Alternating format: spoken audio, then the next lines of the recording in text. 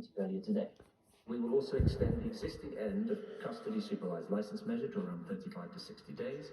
We will enable this to happen for a time-limited period and work with the police, prisons and probation leaders to make further adjustments as required.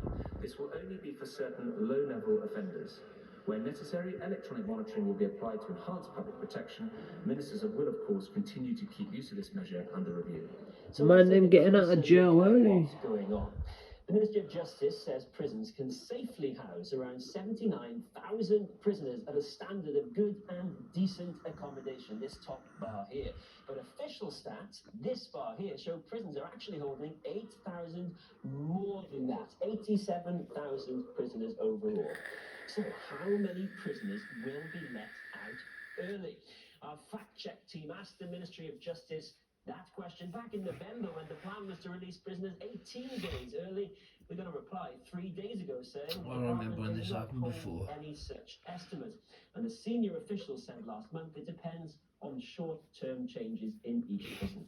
So would releasing prisoners early actually solve overcrowding? Well, the big issue is remand prisoners, those being held before or during their trial or sentencing because authorities believe they're too dangerous to be in the community. Now, those numbers rocketed from 9,000 in June 2019 to 16,000 last December, a 75% keep going increase. up. And that, in turn, has a lot to do with delays in the courts system, where the number of criminal cases... Yeah, you future criminals, watch this.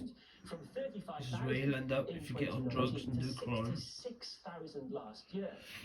Now, these won't all be cases when the defendant look is how on backlogged remand, they are. but more court backlogs mean more prisoners on remand waiting for trial and sentencing, which adds to pressure on prisons.